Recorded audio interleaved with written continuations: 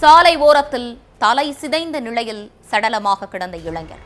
அரசு மதுபான கடைக்கு வந்த நபர்கள் கொடுத்த குளூவை வைத்து விசாரணையில் இறங்கிய போலீஸ் 2 பேரை கஸ்டடியில் எடுத்து விசாரணையில் வெளியான பகீர் தகவல். இளைஞர் கொடூரமாக கொலை செய்யப்பட்டது ஏன்? பின்னணி என்ன?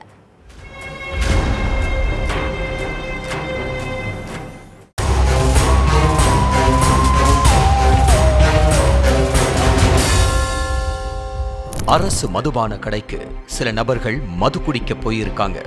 அப்ப சாலையோரத்துல தலை சிதைக்கப்பட்ட நிலையில ஐயனாருங்கிற இளைஞர் உயிரிழந்து கிடந்திருக்காரு.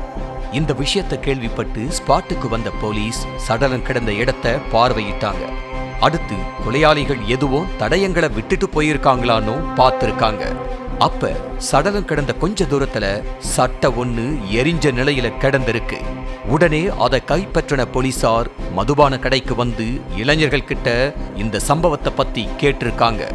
அப்ப ஐயனாரும் இதே பகுதியை சேர்ந்த தமிழ்ச்செல்வனுங்கிற இளைஞரும் சண்டை போட்டுக்கிட்டே இருந்தாங்க.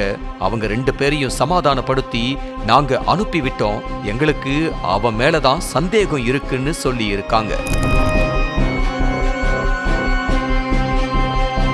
அந்த நபர்கள் சொன்னதை வச்சு போலீசார் தமிழ்ச்செல்வனோட செல்போன் நம்பரை ட்ரேஸ் பண்ணி இருக்காங்க.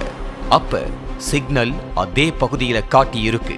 இதனால சிக்னல் காட்டின இடத்துக்கு போன போலீஸ் வீட்ல பதுங்கியிருந்த தமிழ்ச்செல்வனை கஸ்டடியில எடுத்து விசாரிச்சிருக்காங்க.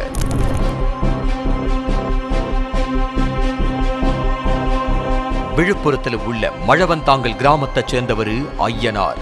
இவருக்கு கல்யாணமாகி குழந்தைகள் இருக்குன்னு சொல்லப்படுது. ஐயனார் கூலி வேலை செஞ்சிட்டு இருந்திருக்காரு. கல்யாணமான கொஞ்ச நாட்கள் மட்டும் குடும்பத்தோட நல்லபடியா இருந்த அவர் வேண்டாத சேர்க்கையால மது போதைக்கு அடிமையாயிட்டாரு. அது மட்டும் இல்லாம வேலைக்கு போயிட்டு ஃபுல் போதையில வீட்டுக்கு திரும்பி வந்ததும் மனைவிய போட்டு அடிச்சும் டார்ச்சர் பண்ணிக்கிட்டு இருந்திருக்காரு. இதனால கணவன் மனைவிக்கிடையில அடிக்கடி பிரச்சனை ஏற்பட ஆரம்பிச்சிருக்கு. இவரும் அதே பகுதியை சேர்ந்த தமிழ்ச்செல்வனும் ரொம்ப க்ளோஸ் ஃப்ரெண்ட்ஸ். 2 பேரும் டெய்லி அதே பகுதியில் உள்ள மதுபான கடைக்கு போயிட்டு மது குடிக்கிறத வழக்கமா வச்சிருந்திருக்காங்க. அப்ப 2 பேருக்கு இடையில அடிக்கடி பிரச்சனை ஏற்பட்டு இருக்கு.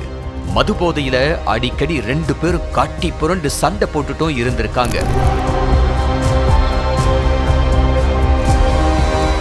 சம்பவத்தன்னைக்கு ஐயனார் பக்கத்துல உள்ள அரசு மதுபான கடைக்கு போய் மது குடிச்சிருக்காரு. அப்ப தமிழ்ச்செல்வனும் பள்ளி சிறுவன் ஒருத்தனோ அங்க வந்து அவர் கூட உட்கார்ந்து மது குடிச்சிருக்காங்க. அப்ப போதையில 2 பேருக்கு இடையில பிரச்சனை ஏற்பட்டு இருக்கு. ஐயனாரும் தமிழ்ச்செல்வனும் மாறி மாறி தகாத வார்த்தைகளால திட்டிக்கிட்டு பயங்கரமா சண்டை போட்டிருக்காங்க. இத பார்த்த அங்கிருந்த நபர்கள் 2 பேரையும் சமாதானப்படுத்தி அனுப்பி வச்சிருக்காங்க.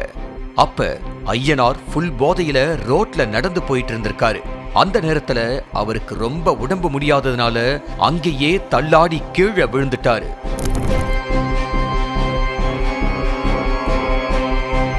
இத தெரிஞ்சு அங்க போன தமிழ்ச்செல்வனோ அந்த பள்ளி மாணவனோ கீழே கிடந்த கல்லை எடுத்து ஐயனார தலையிலேயே பல முறை அடிச்சு கொடூரமா தாக்கி இருக்காங்க. இதுல நிலை குலைஞ்ச ஐயனார் சம்பவ இடத்திலேயே உயிரிழந்துட்டாரு.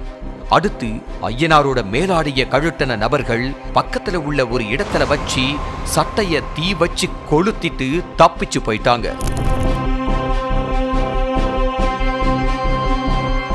விசாரணையோட முடிவுல எல்லா உண்மையையும் தெரிஞ்சுக்கிட்ட போலீஸ் தமிழ்ச்செல்வனை அரெஸ்ட் பண்ணிட்டாங்க. பள்ளி சிறுவன் மேல வழக்கு மட்டும் பதியப்பட்டிருக்கிறதா சொல்லப்படுது. மது போதையில கூலி தொழிலாளி ஒருத்தர் கொலை செய்யப்பட்ட சம்பவம் அந்த பகுதியில பரபரப்பை ஏற்படுத்தி இருக்கு.